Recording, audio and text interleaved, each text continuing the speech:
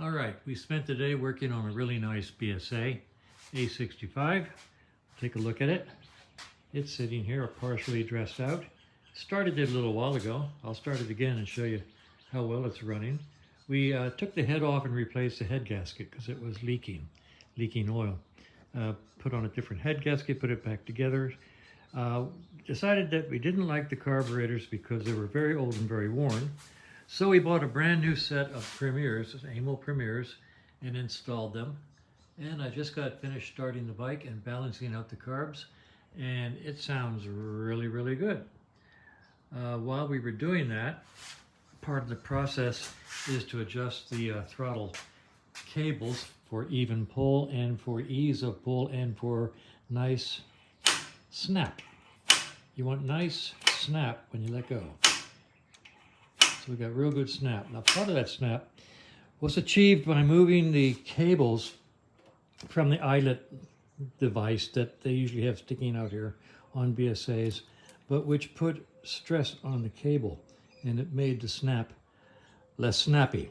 So I took that off, I rolled it underneath the instruments.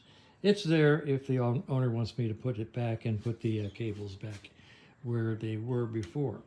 But I like a good snap on the throttle, and so I'm going to leave it that way for right now. One other thing I noticed is that the speedometer and tachometer are reversed in position. The speedo is usually over here, tach is usually over here, but these instruments were put into these really nice rubber supports with silicone, and they are in there really tight. And I'm afraid if I try to take them out, I'm going to damage the cup holders or the instruments themselves. So I'm going to leave them reversed. It's not the end of the world. If the client wants them reversed, I will do it. But I really prefer not to. So right now the bike is looking good, sounding good. I'm going to start it up and let you see how well it's running. We do have a problem down here underneath. Might as well talk about that. We're leaking oil. When it ran, it leaked pretty good out of the junction block underneath the motor where the oil lines come down. And this junction block right here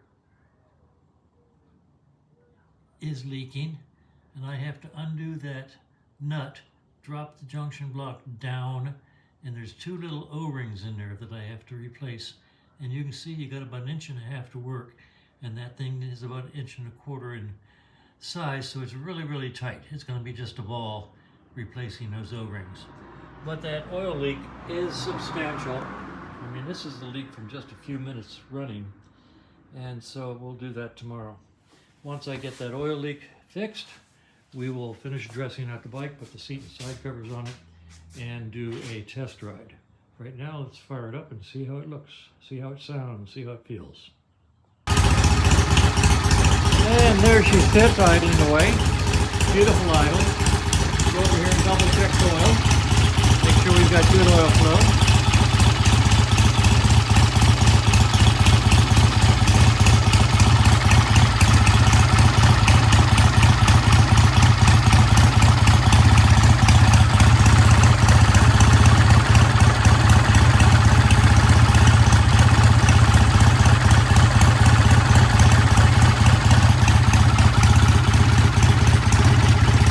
Good oil flow.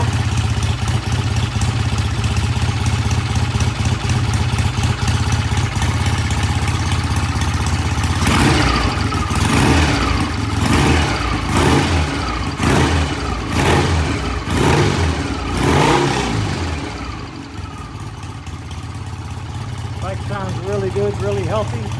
Idles nicely. Revs smoothly.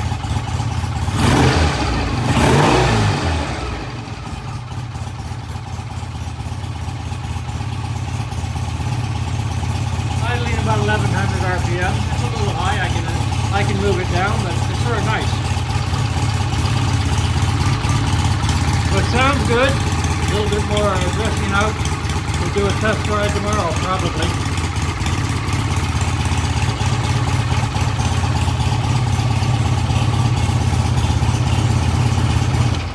And there we go.